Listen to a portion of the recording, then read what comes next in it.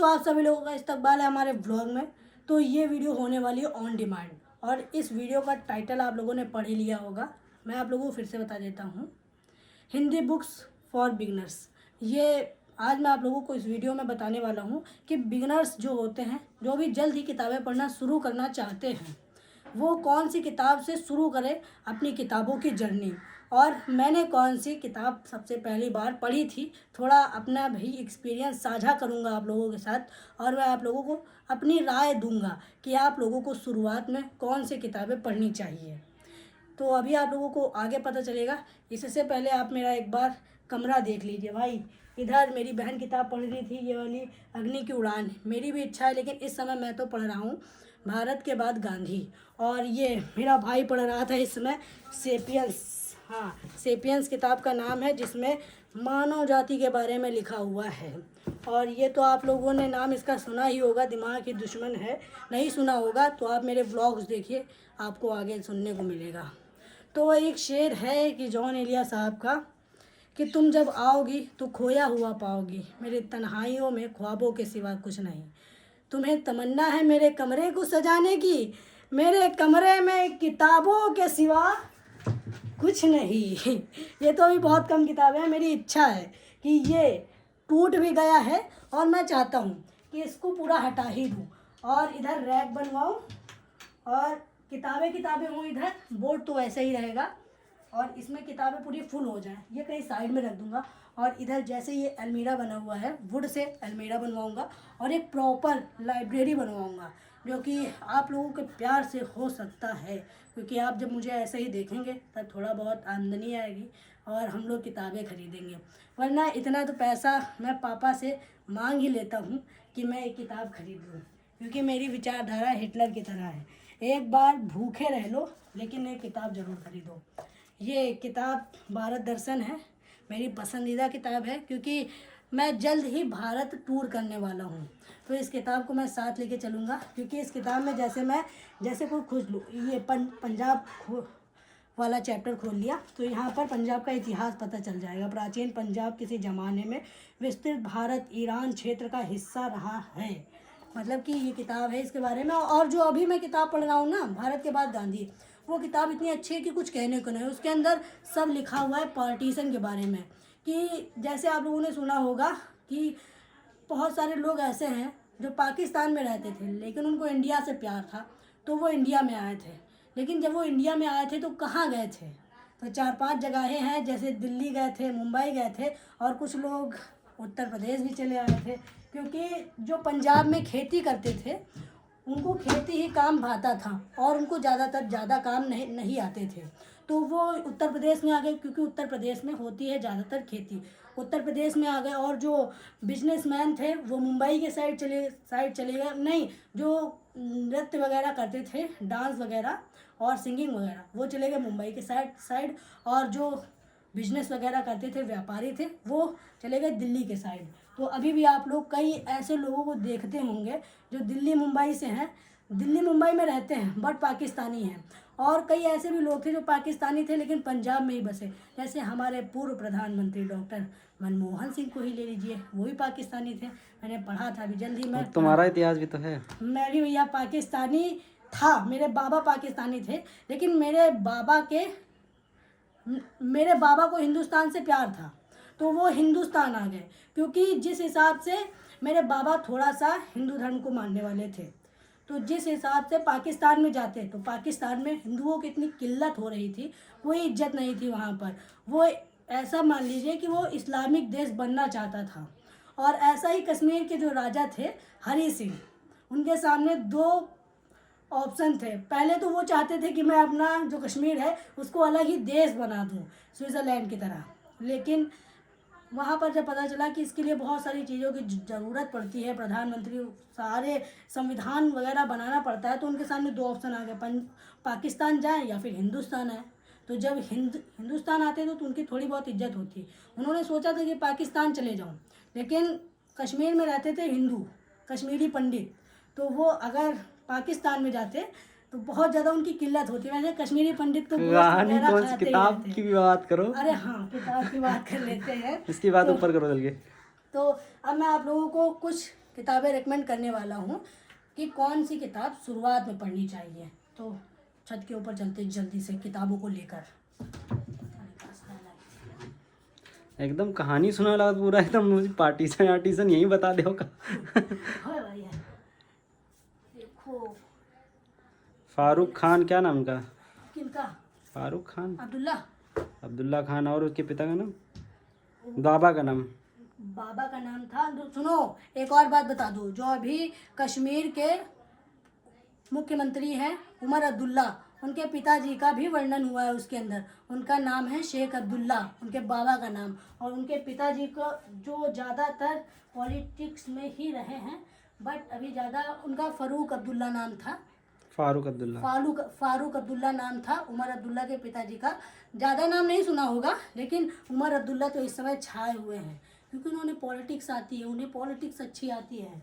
देखो ये किताब उठा लो और चलो लेके चलते ऊपर। हाँ, तो अभी मैं नीचे से आ चुका हूँ छत के ऊपर, क्योंकि नीचे थोड़ा लाइट कम हो रही थी तो क्वालिटी गिर जाती है और फिर मज़ा नहीं आता है।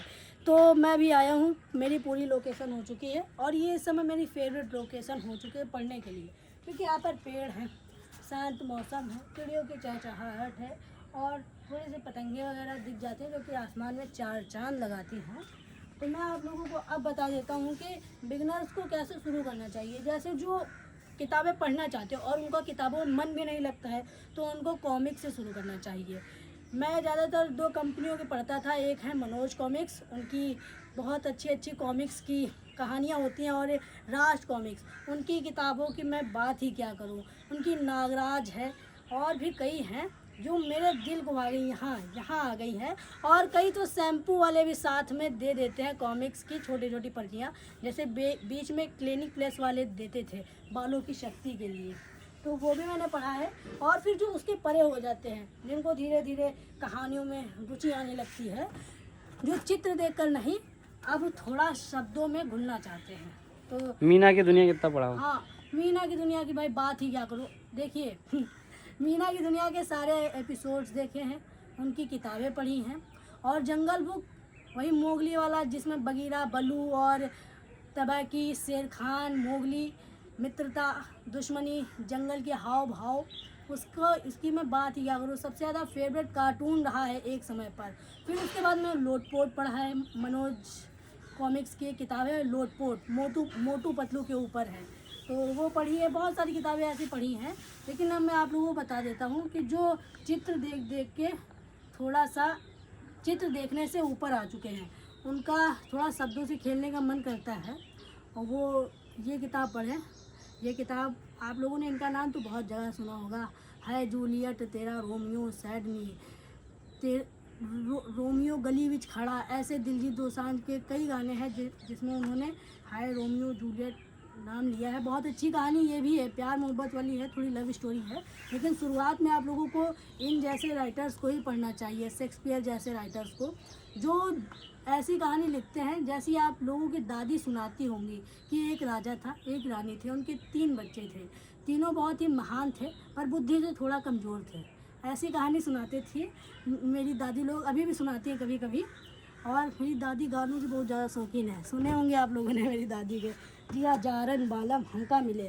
तो शेक्सपियर जी की किताबें पढ़नी चाहिए, मर्चेंट ऑफ वेनिस और डेथ वेल्थ, ये हैमलेट, बहुत ज़्यादा किताबें आप लोगों को शुरुआत में शेक्सपियर जैसे जो छोटे छोटे, मतलब कि जो छोटी छोटी कहानियाँ लिखते हैं 20-30 पेज की, उनकी किताबें पढ़नी चाहिए। और फिर जब आप ऐसी किताबें पढ़ लेंगे जो जल्दी ख़त्म हो जाती है, फिर आप लोगों को मन लगता होगा कि ऐसी किताब पढ़ूँ जिसमें किसी का जीवन ही पूरा दिख जाए, पूरा किसान दिख जाए, तो आप ये पढ़ लीजिए गोदान, जिसमें गौ का दान होता है। तो बहुत अच्छी ये भी किताब है मुंशी प्रेमचंद्र जी की। इन्होंने बहुत सारी किताबें लिखी हैं और मैंने इनकी लगभग किताबें पढ़ ली हैं, जैसे गोदान, गबन, कफन, और भी बहुत सारी हैं इनकी कहानियाँ जो न्यूज़पेपर में भी दी जाती हैं। कई न्यूज़पेपर ऐसे आते हैं जिनमें इनकी कहानियाँ अभी भी दी जाती हैं। तो इसके बाद आप इन किताबों को अपना सकते हैं, जो कि अच्छी रहती हैं, मनोरंजन हो जाता है, रोमांटिक हो जाता है, फीलिंग्स हो जाती हैं, थोड़ा सैड भी हो जाता है, और आप लोगों को जी नहीं उबेगा ऐसी किताबों को पढ़ने में। फिर तो आपने गोदान गबन मुंशी प्रेम जैसे राइटर्स की किताबें पढ़ ली, आपके अंदर आ गई फीलिंग्स, जैसे लव स्टोरी, ये धर्मवीर भारती जी की किताब है, तो इसमें फीलिंग्स है। बहुत अच्छी किताब, आप लोगों के दिल को छू लेगी अगर आपने कभी प्यार मोहब्बत करा होगा तो। और फिर इसके बाद आपका बंटी, जो ऐसे बच्चों के साथ होता है जिनके मम्मी पापा बच्चों के बचपन में तलाक कर लेते हैं, और बच्चों के सामने दो ऑप्शन होते हैं, मम्मी के पास रहें या पापा के पास रहें। तो वही हाल बंटे का भी था, वो मम्मी के पास रहे तो पापा से जुदा रहता है, पापा के पास रहे तो मम्मी के ममता से जुदा रहता है। इसी बीच इस किताब को लिखा गया है। और अब मैं आप लोगों को अपनी राय बता देता हूँ कि मैंने किसी से शुरुआत करी। ऐसे मेरे घर पे गोदान गबन रखी हुई थी, लेकिन मेरा भाई एक बार पढ़ रहा था ये वाली किताब, ऐसे ही डॉक्टर साहब के वहाँ से मेरे भाई लाए थे। एक डॉक्टर साहब हैं जिनसे मांग के लाए थे और अभी तक वापस नहीं करी है। बाकी की आप लोग किसी से किताबें मत मांगा करिए, बहुत बुरा लगता है। मैंने गलती से मांग ली क्योंकि एक व्यक्ति है जिसने पैसे इकट्ठा करे और किताबें खरीदी और वो अपना कलेक्शन बना रहा है, और आप जा कहे एक किताब दे दो और फिर लेके आ जाओ घर में अपना कलेक्शन बना दो, ऐसा नहीं अच्छा लगता है। मैंने तो मांग ली, लेकिन आप लोग किसी से कभी भी किताबें मत मांगना, क्योंकि उसको दिल को अच्छा नहीं लगता है भाई।